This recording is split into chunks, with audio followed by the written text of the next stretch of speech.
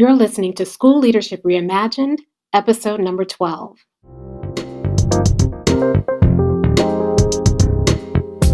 Welcome to the School Leadership Reimagined podcast, where we rethink what's possible to transform your school. If you're tired of settling for small wins and incremental improvement, then stay tuned to discover powerful and practical strategies for getting every teacher in your school moving towards excellence. Now, here's your host, Robyn Jackson. Hey builders, welcome back to another episode of School Leadership Reimagined. I'm your host, Robyn Jackson, and today we are going to be talking about the 5 biggest mistakes that we often make when we're trying to support a struggling teacher. Now, most of these mistakes I've actually made myself, and I've also observed a lot of people making them time and time again. And the challenge is that most of these mistakes, they seem like a very logical response to a teacher who's struggling. And what's more, most of these mistakes are things that we were actually taught to do. We were told that this is the way that you support a struggling teacher. But the problem is that whenever we make these mistakes with struggling teachers, we're actually ending up making the teacher worse instead of better. And we often destroy our relationship with struggling teachers in the process.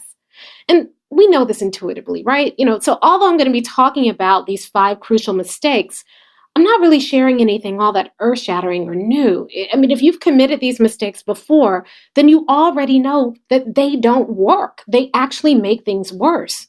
But because you've been told in the past that this is the way to do things, well, you end up blaming yourself, or you think, well, if I can just tweak how I'm doing this, maybe it'll be better. But you can't tweak these mistakes. They're mistakes. So you shouldn't be doing them at all. So what we're going to do today is we're going to finally call out these mistakes for what they are. And I'm going to show you how you can address these mistakes and what you should be doing instead. And by the time you're done, you're going to know how to support a struggling teacher in a way that makes a lot more sense. And you're going to do it like a builder. But before we dive in, let's take a moment to thank today's sponsor. Today's sponsor is the Feedback Fast Track Formula. Now, if you've ever struggled to get into classrooms, or you struggle to give teachers really meaningful feedback that actually changes their practice, then I want you to know it's not your fault. It's your training. You see, the way that most of us were trained, we were trained to give feedback to teachers in a way that's I'll just say it, it's just totally wrong. We were told that we had to get into classrooms and write down everything that's happening and then fill out all these forms and create a formulaic write-up and then hand it to the teacher and have a formulaic conversation with the teacher, and then somehow the teacher is magically going to get better at teaching. No, that's not feedback. That's documentation. But documentation doesn't change practice. So no wonder we dread getting into classrooms and having feedback conversations. So what the Feedback Fast Track Formula does is it shows you a better way to get into classrooms and to get to the root cause of a teacher's practice, and then give that teacher real feedback that they can immediately act on, and that will make the biggest difference in their practice. So if you know that the way that you're currently getting into classrooms and giving feedback is not working, and you're looking for a better way, then I invite you to check out the Feedback Fast Track Formula. It's a program that I teach myself. It's a 4-week training program, and you can learn more about it at mindstepsync.com/feedback. And I'll make sure that I put the link in the show notes. Okay, let's dive into the 5 crucial mistakes that we make when supporting struggling teachers. Mistake number 1, leading with a question. Now, I see this all the time. We start feedback conversations with a question, and usually the question is, so how do you think the class went? And I get it. I mean, this is how we were trained. We were all taught that we needed to ask reflective questions in order to get the teacher to really reflect on his or her practice. And so we start out and we ask teachers, so how do you think the lesson went? And we hope that the teacher will offer a thoughtful assessment of her class, noting the things that worked and the things that didn't work. And then we can maybe have an engaging conversation about what improvements the teacher can make. I mean, at least that's how it's supposed to work. But when you're working with a struggling teacher, our training on asking reflective questions typically fails us.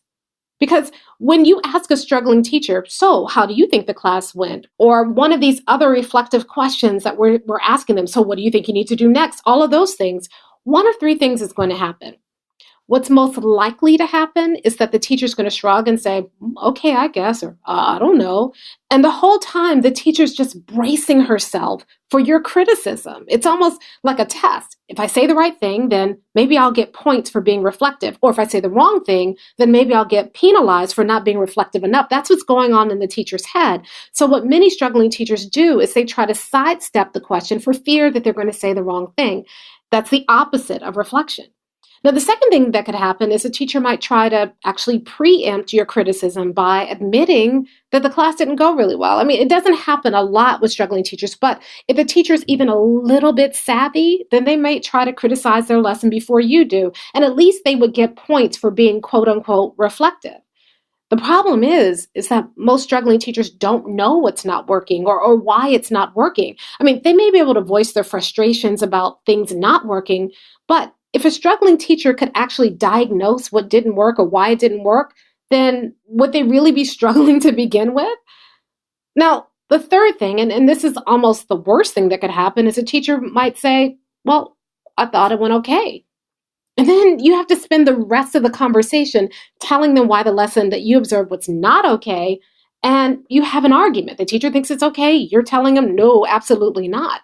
I mean, the point is this. If you're asking a struggling teacher to reflect on his or her practice and then self-diagnose their problems, what you're really doing is you're setting them up for failure from the start of the conversation. And you're doing it when you already have ample evidence that they're not successfully thinking strategically about their instruction. They're not being self-reflective, because if they were, their classrooms would reflect that. Now, I get it. You want to help teachers be reflective, so you ask reflective questions. But if you ask a struggling teacher to be reflective in a vacuum, you're just setting that teacher up for failure. Now, here's a better approach. A better approach is to start by giving the struggling teacher diagnostic feedback first. And if you don't know what I mean by diagnostic feedback, go back and listen to episode 11, where I talk about diagnostic feedback. And there's even a freebie with episode 11 that you can download that has the whole framework for diagnostic feedback that you can use to be able to give this feedback to teachers. So you start out by giving them diagnostic feedback first. Then, after you give them the feedback, you offer them an opportunity to reflect on the feedback that you've given them. Now, when you do things that way, three things happen. First, it gives teachers a real focus for their reflection. And second, it takes the pressure off. They don't have to worry about performing reflection and getting the right answers or guessing what's on your mind. They can just genuinely be reflective, and they can reflect on your feedback, which feels very tangible because it's already out there. And the third thing that can happen is that it keeps the reflection focused on the root cause rather than just soliciting random reflections about various aspects of a teacher's practice, and especially when they're reflecting about things that won't make the biggest difference to their effectiveness. Now, a lot of people worry that by offering their feedback first, they wonder, will it cut off reflection? So people say all the time, but you just can't just run in there and just give them your feedback. And my question is, why not? I mean, honestly, it could cut off reflection if you just offer an evaluation about their practice at the beginning. If you make your feedback evaluative, then you're going to cut off reflection because it feels like everything's decided. But if you offer your feedback as feedback, well, it's pretty easy to engage the teacher in reflecting on that feedback, especially when you solicit their thoughts around your feedback and you allow them time to process their thoughts, and you allow them time to be able to contribute their thoughts to round out the feedback that you're giving them. And if you give them the opportunity to go back and then see it for themselves, which is what diagnostic feedback allows you to do, well, the discussion can get even richer. So yeah, done wrong, sharing your feedback first can really stifle reflection. But if you do it correctly and you use diagnostic feedback to do it, well, sharing your feedback first can actually open up the conversation and make struggling teachers true partners in the conversation rather than just passive recipients of your evaluation. So that's mistake number one, which is leading with a question. Mistake number two is giving too much feedback. Now, I talked a little about this one last time, but it bears repeating. Giving struggling teachers too much feedback is not only overwhelming, it's also really counterproductive. Now, again, I get it. You go into a struggling teacher's classroom and so many things aren't working. And you're worried that if you don't document everything, then you're going to let that teacher off the hook. But there's a difference between documentation and feedback. Documentation is simply listing everything that you see. You get it on the record. Feedback is about interpreting that laundry list of things that went well and those things that didn't go well, and then giving people an opportunity to adjust their performance and improve. So when you give people feedback, what you're really doing is you are giving them information that they can act on to improve. And that's the difference. When I see something documented, I can't act on it. I just have to, maybe I can respond to it, but it doesn't give me anything to act on. Feedback actually helps me get better. That's the intent. And the mistake I see happening all the time is that we spend a lot of our time documenting struggling teachers' classrooms and very little time giving them high quality feedback pitched at their level and designed to help them improve. So that's the difference. That's what we need to be focusing on. Focus less on documenting and focus on giving struggling teachers one thing feedback. That's the power. One thing feedback. And that's how you can help them improve. Okay. Mistake number 3, doing the thinking for the teacher. So when we see a class not working, our first impulse a lot of times is that we want to go in and we want to fix things right away. So we pull out our old lesson plans and we bombard them with tools and strategies and we tell them exactly how to fix their class. Basically, what we do is we swoop in and we say, look, you are doing a terrible job here. So just do everything exactly as I tell you and you'll be okay. But when that happens, when you leave and they have to stand on their own, how are they going to do? I mean, if you're doing all the thinking, how are they ever going to learn how to think for themselves? If you want a struggling teacher to improve, you can't focus on just changing their behavior. You also have to focus on changing how they think. And that can only happen if you actually allow them to do the thinking for themselves. So, how do you do that? Especially since I won't let you ask them all those thought-provoking questions that you were taught to write. Well, the answer is pretty simple. The way that you help struggling teachers think for themselves, again, diagnostic feedback. Now, again, if you're not familiar with diagnostic feedback, I encourage you to go back and listen to episode 11 because I take you through the entire process. But the reason that diagnostic feedback works is that you help struggling teachers understand why what they're doing isn't working before you swoop in and try to fix it. The idea is that the better they understand the problem, the more empowered they're going to be to become active participants in discovering and implementing the solution. So when you help struggling teachers understand the problem and be a part of the solution, not only are you helping them learn how to think like master teachers, you're helping them to take more and more ownership over their own practice and become more responsible for solving their issues themselves. And that's key. That's the only way that you're ever going to help a struggling teacher move from where they are to becoming a master teacher. They have to learn at some point how to think for themselves. So you might as well start out from the very beginning, modeling and fostering that thinking. All right, that's mistake number 3. Here's mistake number 4, using educator ease. Now, educator ease is a term that I've coined for all of that specialized language that we have in our profession. It's our own shorthand, and it's so pervasive that we think everybody knows what it means. So I'm thinking about terms like rigor and engagement, differentiated instruction, and student ownership. These are all terms that we all use.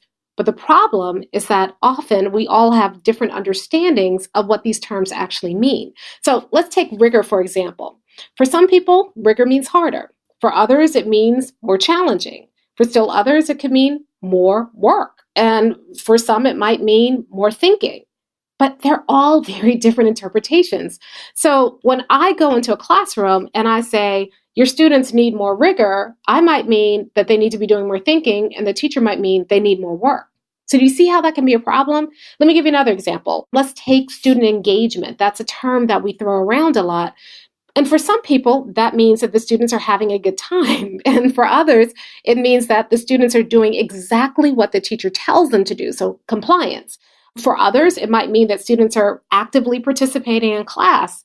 But other people might take student engagement to mean that students are meaningfully involved in the learning. And then there are other people where student engagement might mean that students are co-creating the learning process. Again, very different interpretations of the same term.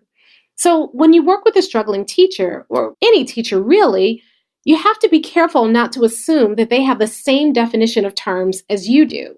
For instance, when you work with a struggling teacher and you say that he needs to increase the rigor of his lessons, what do you really mean? Or if you tell a teacher that the teacher needs more student engagement, what are you talking about? You have to be specific. Otherwise, you might tell them more rigor or more student engagement, and they actually make adjustments to instruction based on your feedback. But when you go back in the classroom, you don't notice the changes because they weren't the changes that you envisioned when you gave them the feedback. And now you're frustrated and they're frustrated. And trust me, it just never works.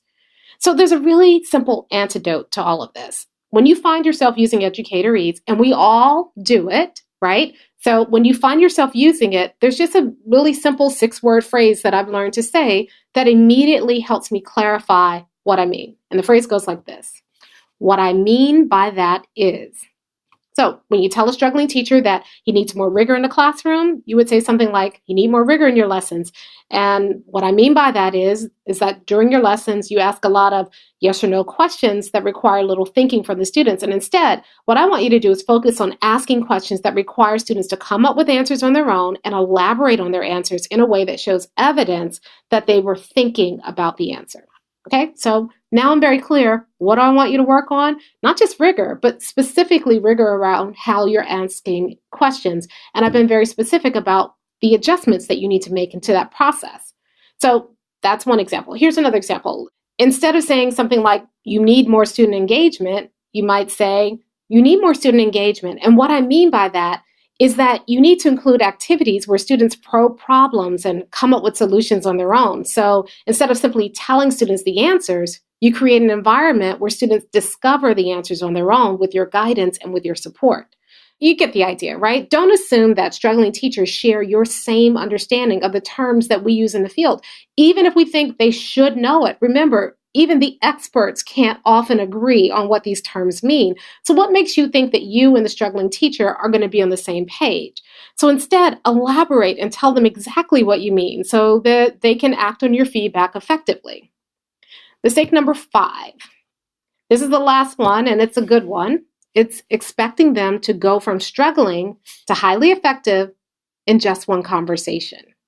Now, I hate to tell you this, but there are no magical words, there's no magical feedback framework that will immediately turn a struggling teacher into a high-performing teacher. Improving teacher practice is a developmental process, and it's going to take time.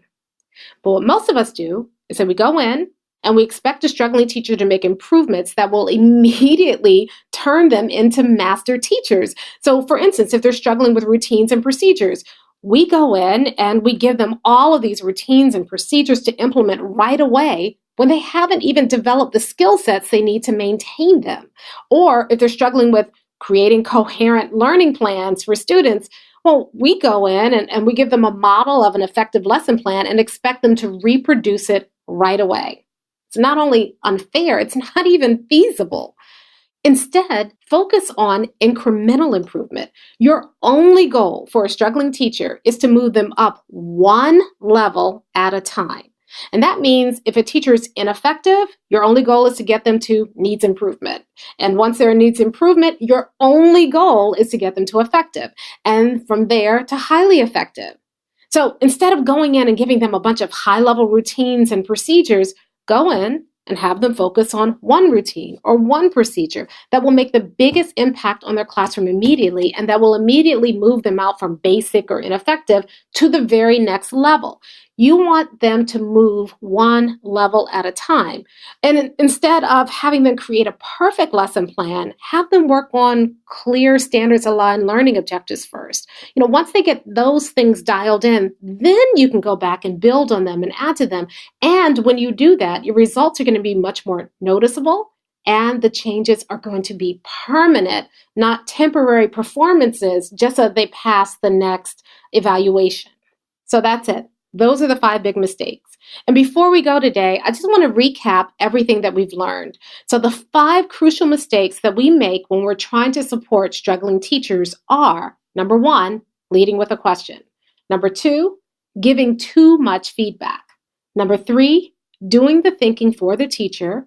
Number 4, using educatorese. And number 5, expecting teachers to go from struggling to highly effective in just one conversation. And like I said at the beginning, we're often taught that we should be doing these things with struggling teachers when in fact, doing these exact things rarely help teachers improve and can actually damage our relationship with teachers and thus our influence with teachers. Instead, we need to meet struggling teachers where they are. Give them a chance to process information before asking them to reflect on it. Give them focused feedback that allows them to think for themselves. Be very clear about what we mean and then help them get on a pathway to continuous improvement rather than expecting them to behave like master teachers after just one conversation. Now, when you do this, and by the way, this isn't just true for struggling teachers, isn't it true for all teachers? And when you do this, when you take this approach, you can not only help a struggling teacher improve, you can put that teacher on a pathway to mastery and help them eventually become master teachers. It's really possible. And by the way, that's how you support struggling teachers like a builder. Now, before we go, I want to remind you about today's sponsor, which is the Feedback Fast Track Formula. And remember, the Feedback Fast Track Formula is my 4-part online training program that helps you shave off up to half the amount of time that you're currently spending in the feedback process while making your feedback at least twice as effective. In fact, if you use this process, then you can help every teacher you work with score at least 1 level higher in at least one domain or problem area in one school year. You think about that. 1 level up in at least one domain in one school year. So again, you can sign up for that training at mindstepsinc.com/feedback. And as I do almost every week, I really do want to connect with you. And LinkedIn is probably the best way for us to be connected. So would you please find me at Robyn Jackson? And I'm on LinkedIn with MindSteps. And let's connect. I mean, I'd love for us to be connected and to continue the conversation offline. Now, I am so excited about our next episode. You see, every year I do a post on the MindSteps blog about our summer reading list. And what I do is I usually curate 5 books that are non-education books. So books in business and psychology and all around, not in education. And I curate this list and I post it on the blog. But this year, I'm going to be doing it here on the podcast.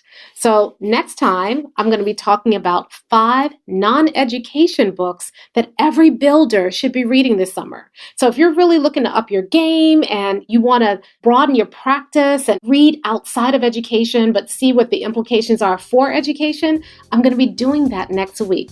And so if you tune in, you can learn how to upgrade your summer reading like a builder.